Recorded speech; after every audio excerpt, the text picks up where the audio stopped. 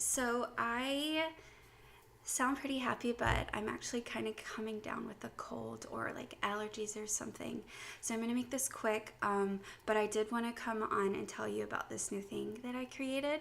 It is specifically for web designers, and it's actually a new part of my business that I'm creating, kind of behind the scenes. So it's the behind the scenes thing. It's called Powerhouse Designer, and it will eventually focus on brand design too, and just all parts of running a design business.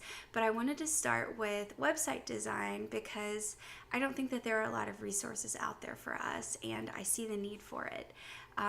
So I have created a bunch of new content with you in mind, and the first thing that I have put out into the world is my web designer business roadmap.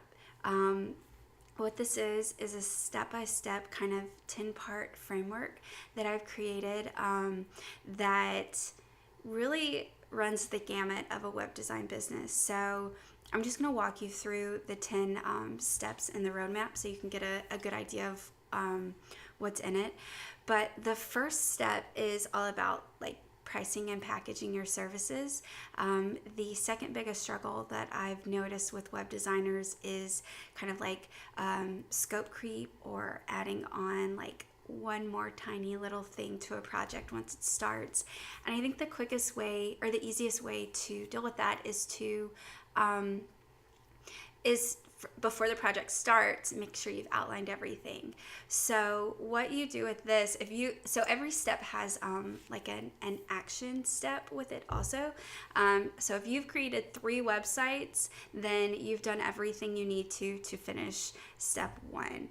You're also at the same time we're gonna go over like the time it takes you to complete these services and tasks within your services, which leads into step 2, which is setting up your project calendar. This one's actually a super quick step, but you take the info that you outlined in step 1 and then make a calendar out of it. So that will help you from overbooking, or it can help you start setting up a wait list for your business. So step 3 is, I think, one of the most important parts of running any kind of client-based business. And that's setting up your lead funnel. So if you think about the relationship of you and your clients, this is the most precarious situation that you could be in with a client. They don't know if they want to work with you yet. Maybe they have a good idea, but they still need to get to know you. You need to show them that A, you're like too legit, and B, that you can help them. So this is that time where you convince them. This is another big thing that I've seen with designers is they don't know how to turn leads into clients. Creating just like a VIP client experience, starting with turning your leads into clients, is really going to help you with that. People want to be taken care of. They want to know you can help them. Setting up your lead funnel is the best place to show people that you can do that. So in the roadmap, I show you the exact steps that I ask my clients to take them from lead to client.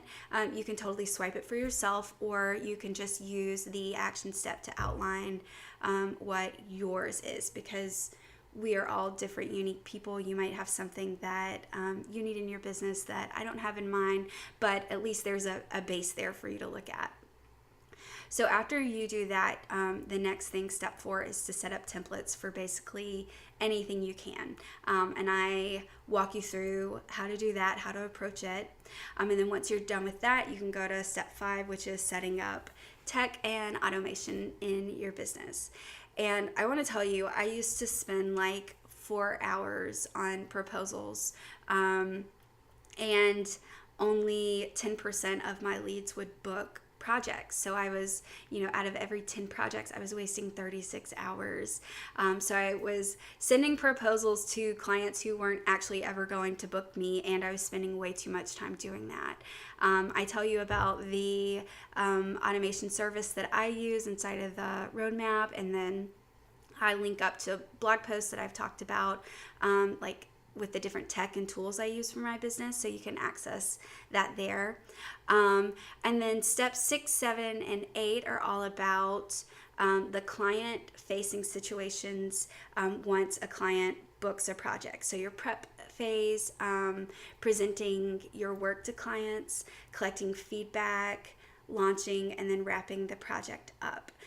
So this kind of gives you a deep dive into those different phases, how I approach them. There's some action steps so that you can clearly outline everything, and then even put those into like your service guide or your website, so that before clients book you, they can see like, oh, this girl has her shit together. Like, I probably can trust her. She's probably awesome. I love her work.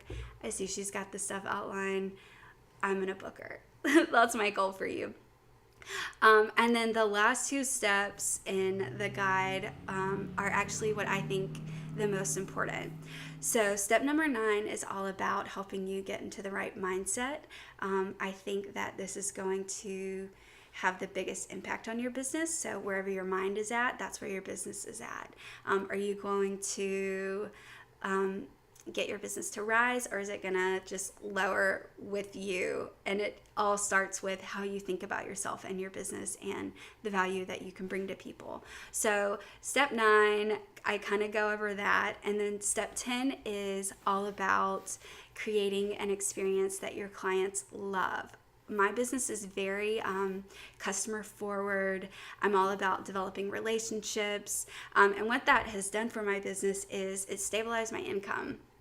First of all, you create this experience for your clients. You show them that they can trust you and that you can help them. You show your value during the process, and then you set yourself up so that you can continue working with them.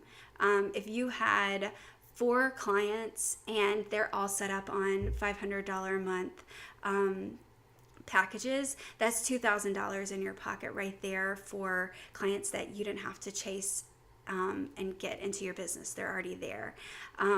So not only that, but the reason why I started focusing on my client relationships is because they would make work more fun, basically. I don't know like how to take myself too seriously.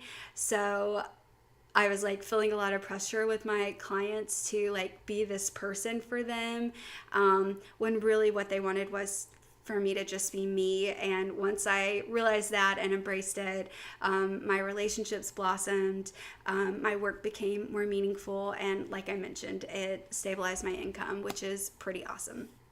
So the roadmap is just like a broad overview of those things. I am creating new content as we speak. I've got some trainings and resources in the works. I'm going to be partnering up with some fun designers to help me deliver these things to you. And what I'd love for you to do is go to powerhousedesigner.com, download the roadmap, use these steps to figure out where your biggest problem areas are in your business. And then from there, you can just reply back to the emails that I send you, and like, let's keep talking about this. Where is your biggest problem area? What do you need the most support with?